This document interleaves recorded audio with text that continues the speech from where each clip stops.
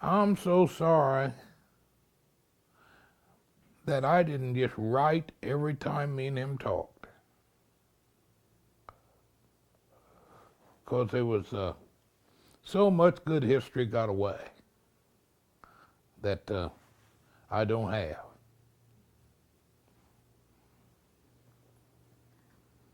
You're talking about the church. What other activities were associated with attending church? You mentioned the going around to the different churches and the Fifth Sunday picnics. What are some of the other activities? Uh, we had on the 22nd of September each year, we had the Emancipation Celebration. And that was held in several different areas. Can you talk a little bit about what was the Emancipation Celebration? We'd have a noted speaker come and would speak on the subject, you know, and would enlighten you on things that were on the horizon that maybe would be a benefit to us. And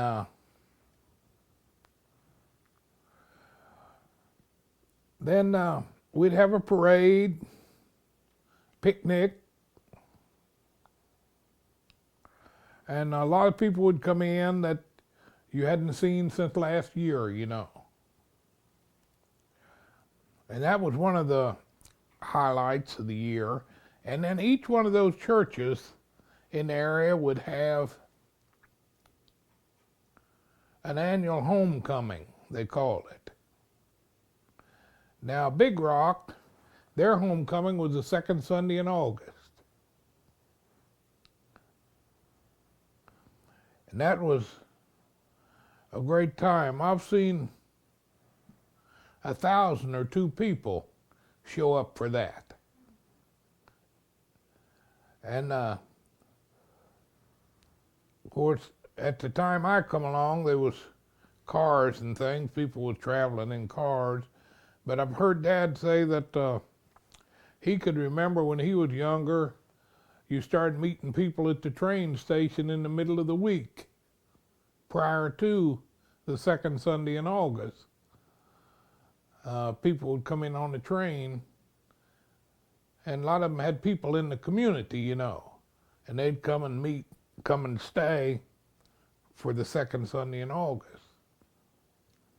Now, just going back to the Emancipation Celebration, what day was that normally held?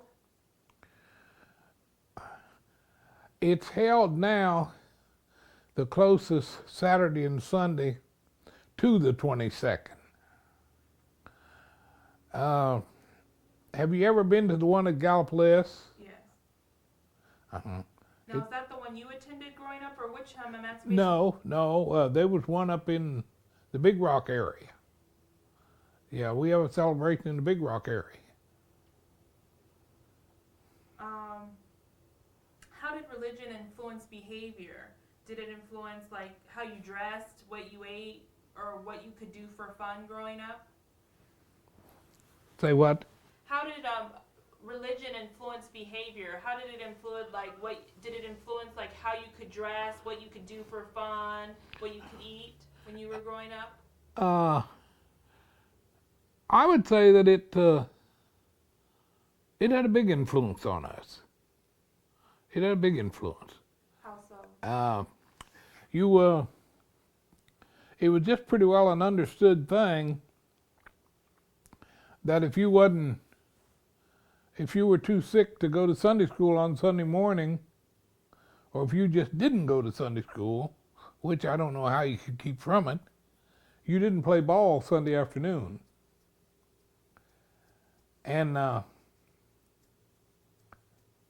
there were certain people that they were well-respected church people until there were things you just didn't do in their presence. And it was understood back then when you went inside the church, you normally went to church, you wore the best you had. You give it the best you had.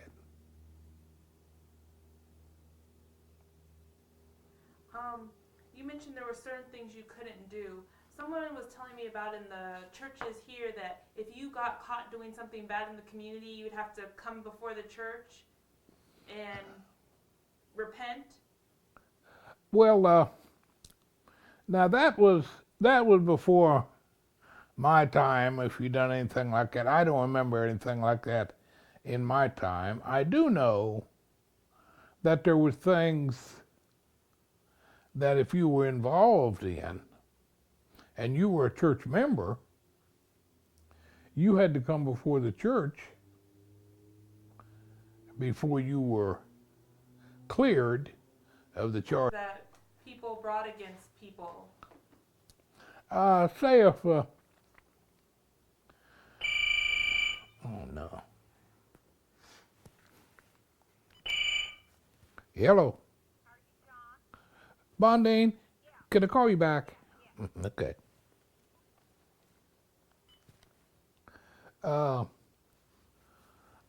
Say for instance,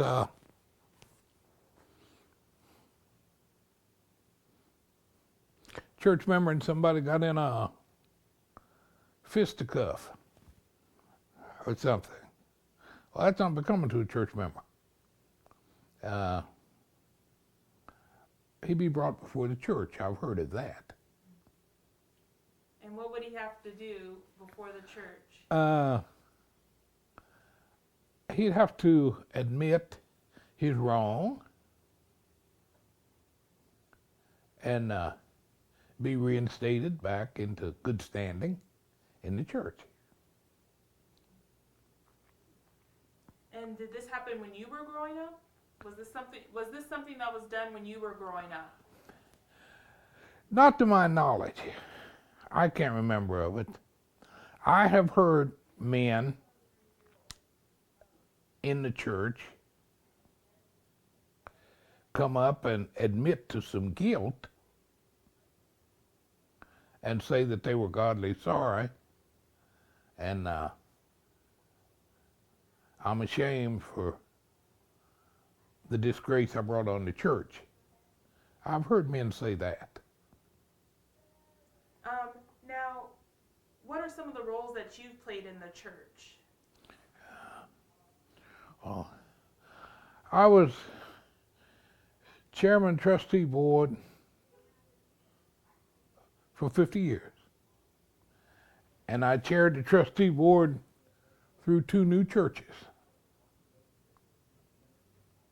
And choir member, Sunday school teacher.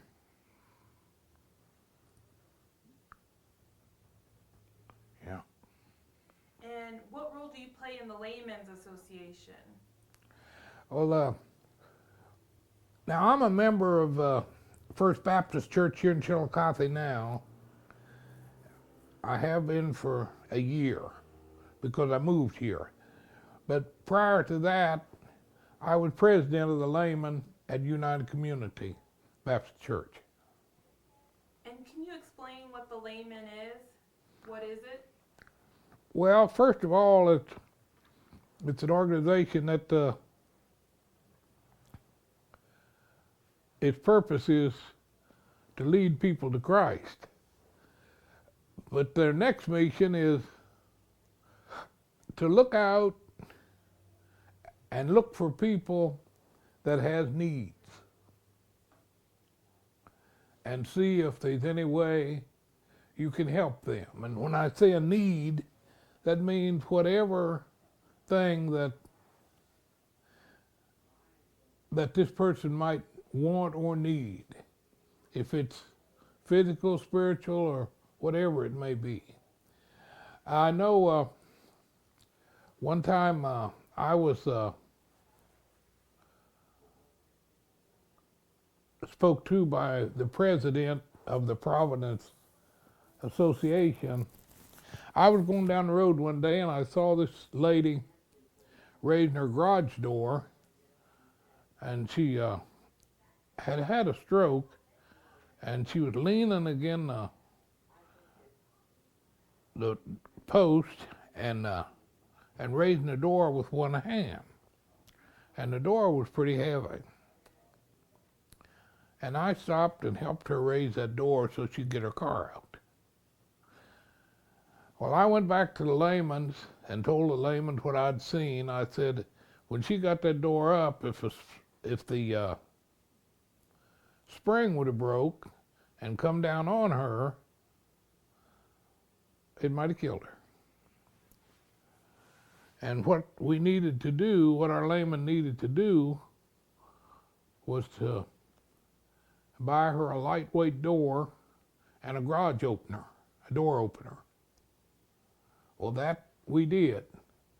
And the president of the Providence Layman, we had to make a report of what we had did. And I thought he wouldn't be able to praise our layman's group enough for seeing that. I just happened to be there. And then other layman's or people that needs to go to the doctor or hospital or somewhere like that, if we see that person and know who they are, we're supposed to help them along by taking them, or if it's a little financial help they need on their prescription or something. Those are some of the things we do. And another thing that we're busy doing is trying to groom our young men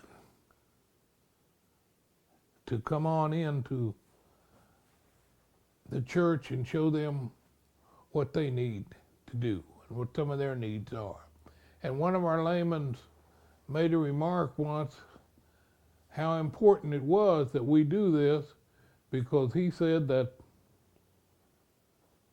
a boy was the only thing God give us to make a man out of. And that went over big with our laymen in the state. Fact of the matter, our pen, our layman's pen, state layman's pen, is fashioned with a boy on it to keep our mind focused on young men.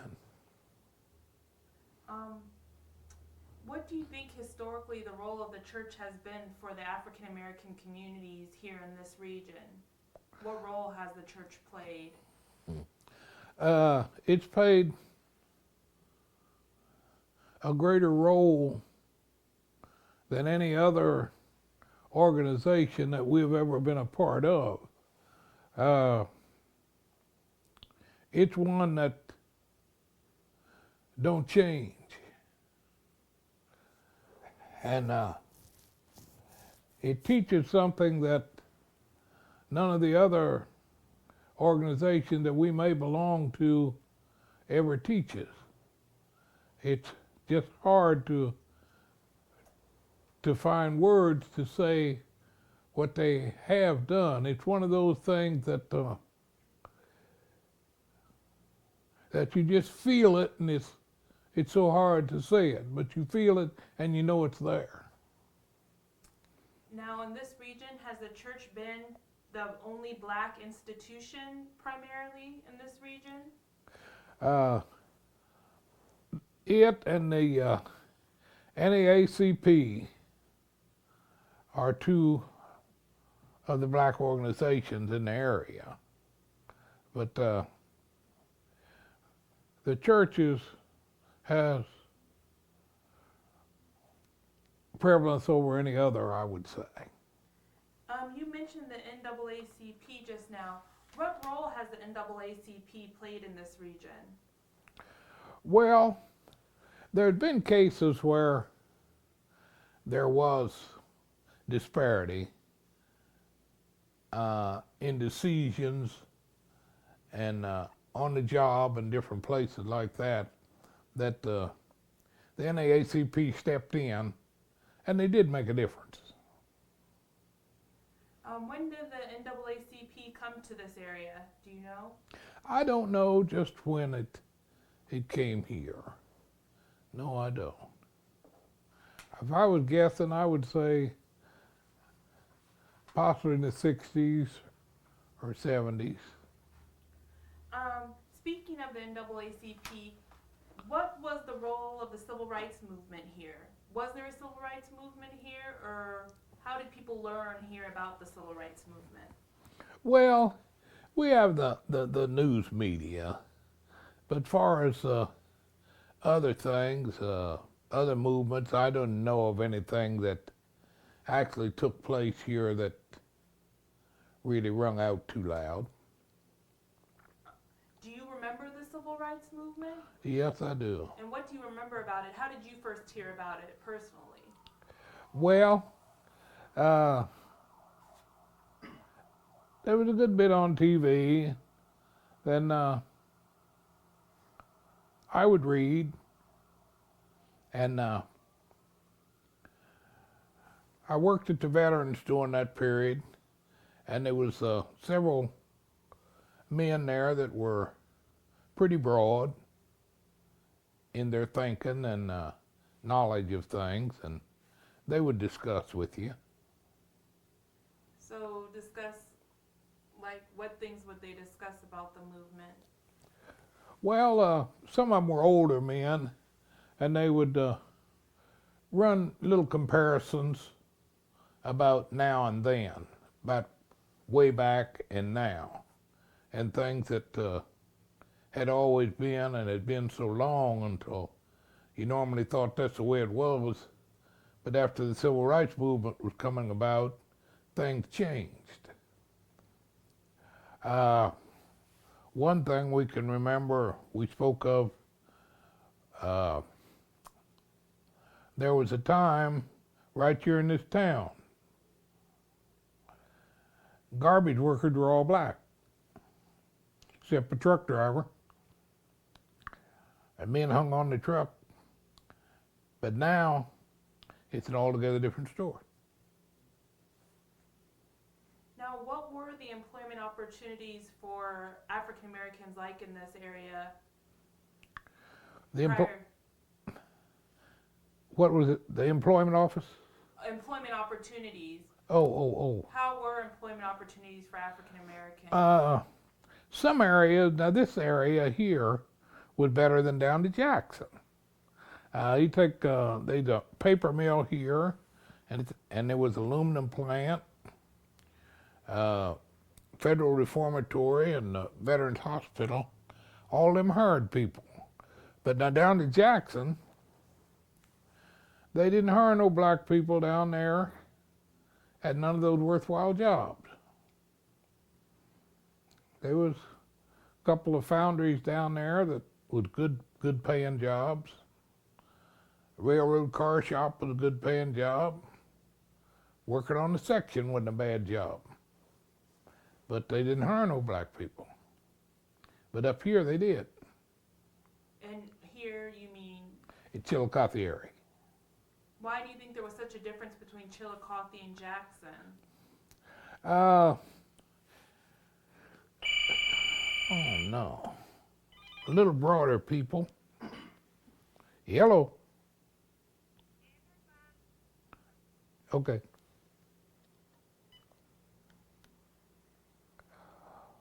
Oh no. What? Is everything okay? Drugstore's coming. Oh, okay. Oh, they're on the way up right now. I shut the phone off instead of opening the door.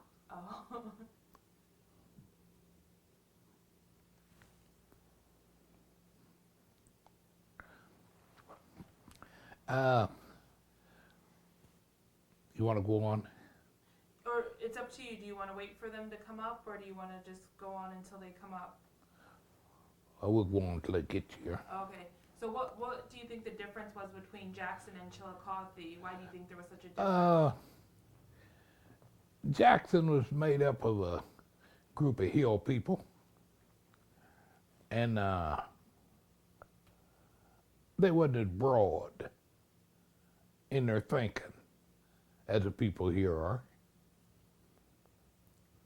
Now, how do you think you were personally impacted by the civil rights movement? Do you think it had any impact on your own life? Oh, yes, definitely. How so? Uh,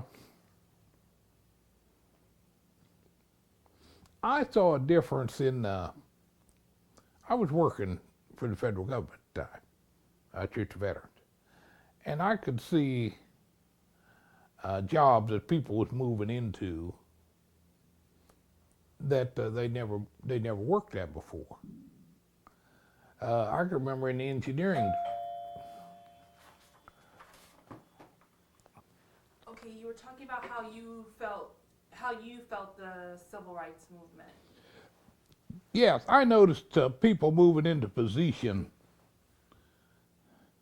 after the civil rights movement at the Veterans Hospital that had never been in those positions before.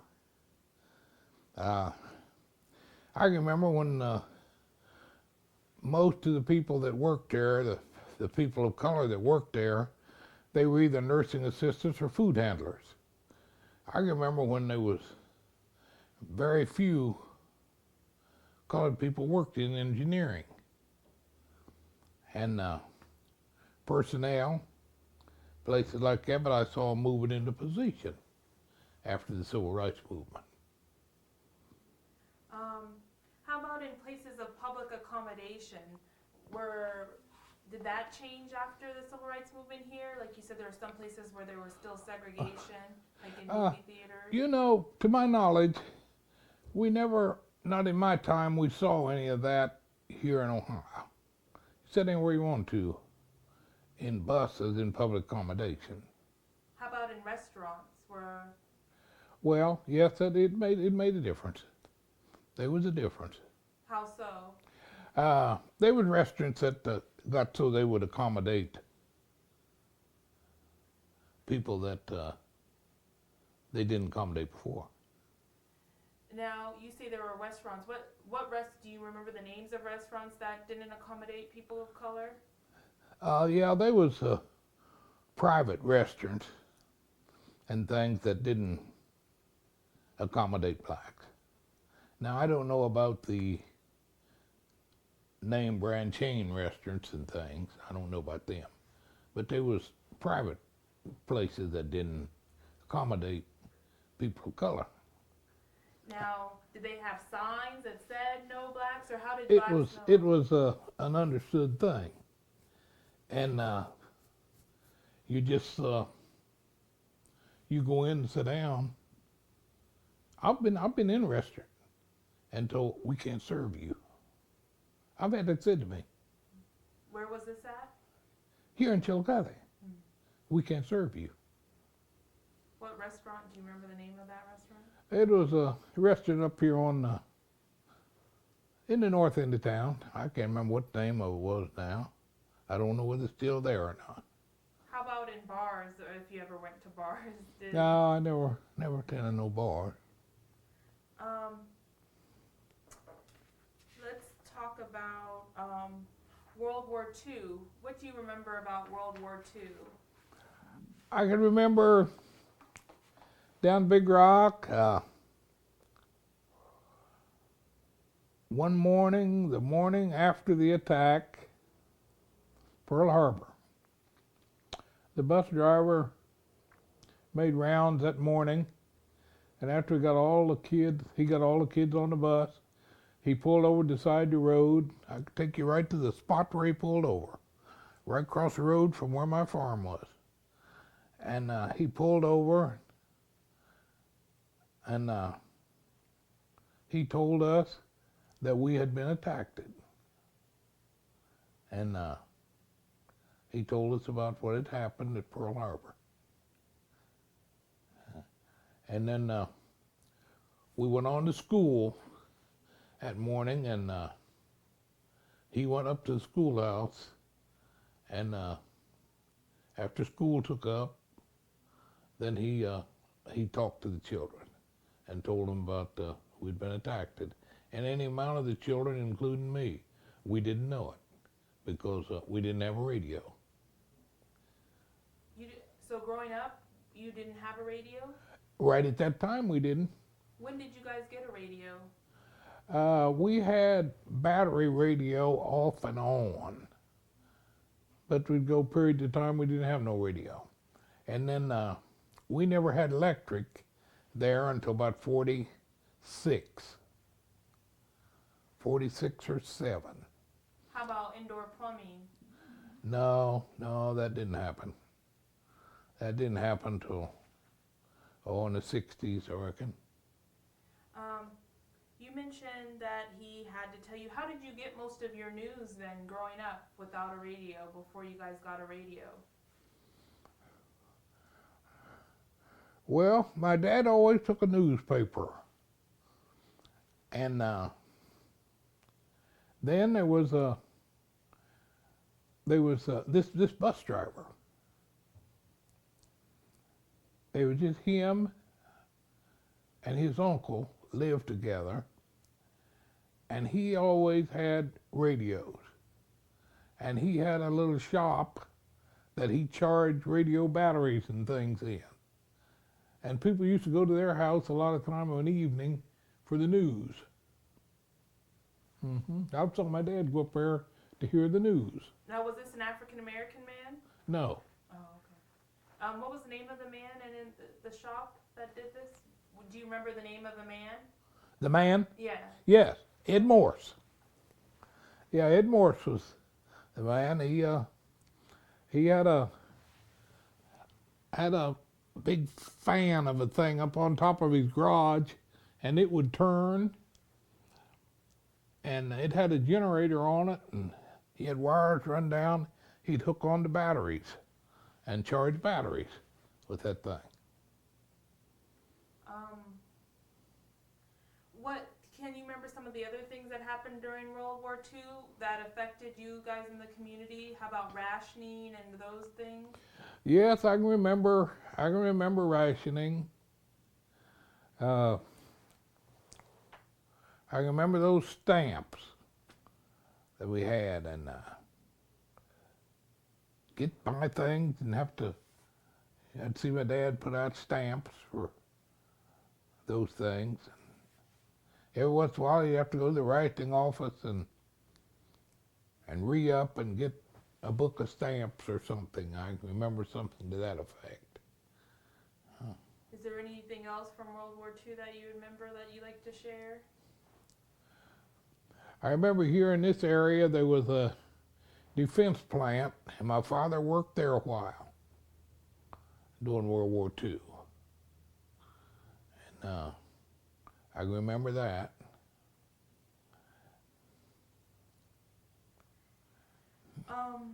Just a few more questions. Growing up, how did you hear about slavery or learn about slavery, or what are the types of things that you learned about slavery? Well, it was a topic that was talked about a lot more when I was a child than it is now. There was people living that were closely affected by slavery. And going to school, there was a little of it, bits and pieces in your history book. And you'd wonder about things, you'd talk to your parents about it, and they'd talk freely about it. Now, what types of things did your parents share with you about slavery?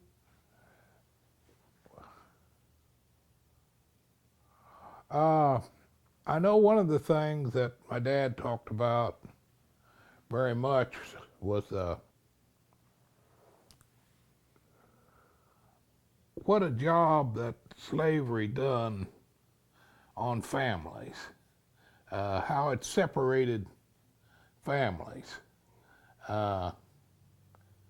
He spoke of people that at the slave auctions and things, there would be families of people and things that would be separated and never see each other again, and things like that.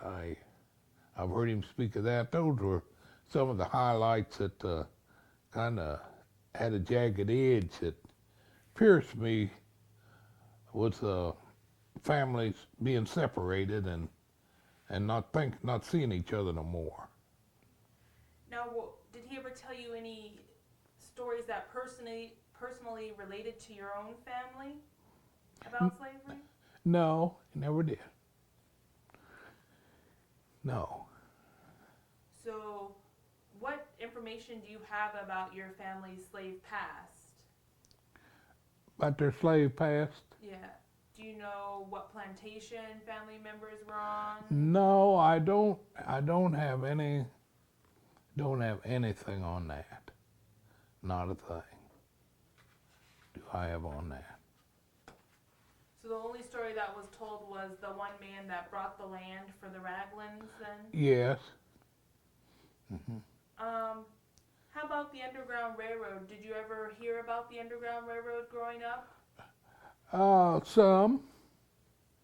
And what types of things did you hear about it? Well, now I was, some of the best experience I ever had was I was over to Ripley. You ever know Ripley? Huh? Yeah. Okay, I was over there to the Rankin House, and I got a little info over there, and that was some of the first-hand information I ever had.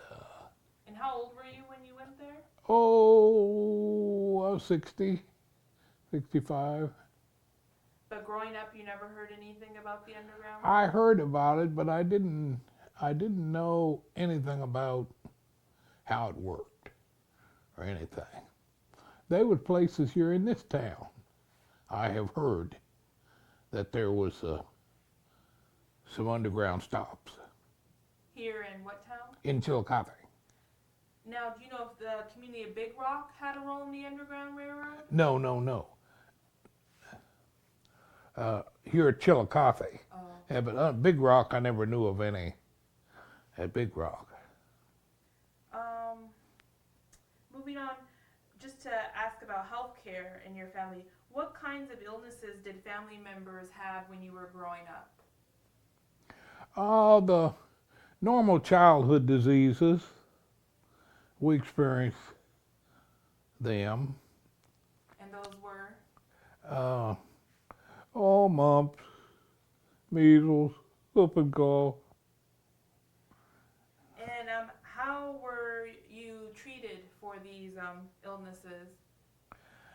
A lot of them was this old wife treatments, you might call them.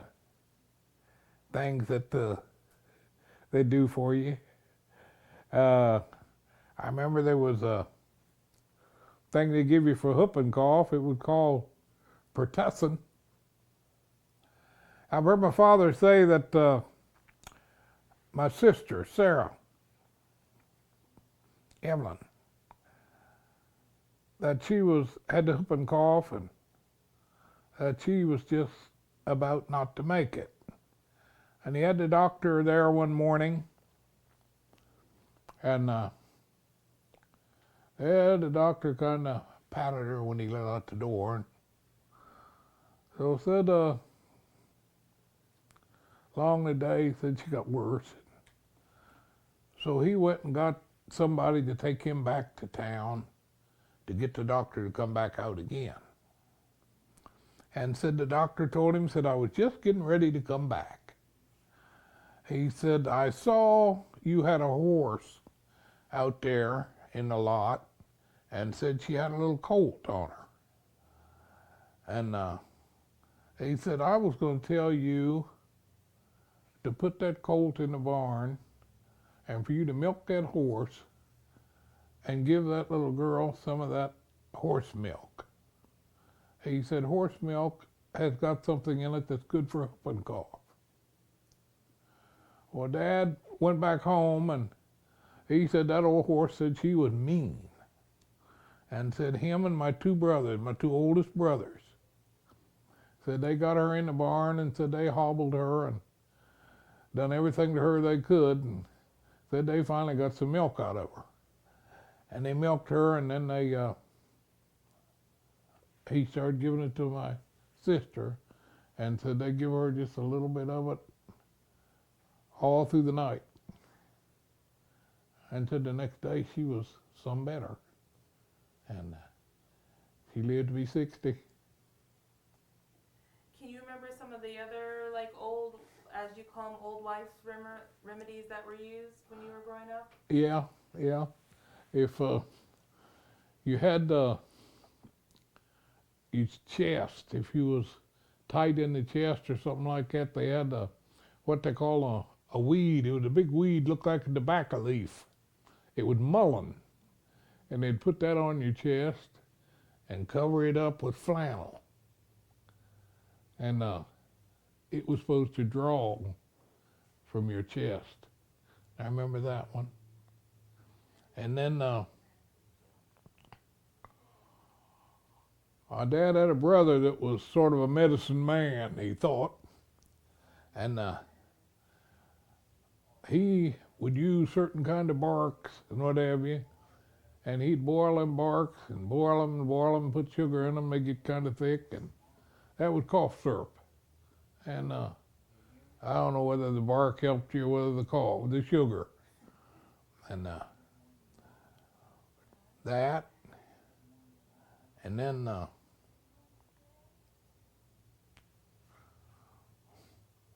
other things I can think of is if you had a boil, get a boil or something on you, take a piece of potato and slice it thin and put on that boil. It would draw it out. Now, you mentioned that your father's brother was a medicine man? In his own making, in his own, he was a self-made guy. He had no ability. It was just something he took on himself to do. And what was his name? His name was Troy Ragland. Now, did he sell his medicine? No. Wouldn't nobody buy none of that junk he had. Did it work? He never was healthy. He died at 40 years old. I would say he had, we always said he had asthma. I'd say he had emphysema or something. I remember how he breathed and things then and how people with emphysema does. So, of course, emphysema was new. Wasn't around then. But I'd say whatever he had was emphysema. You mentioned that a doctor came to your house. How common was it for you to see doctors when you were growing up?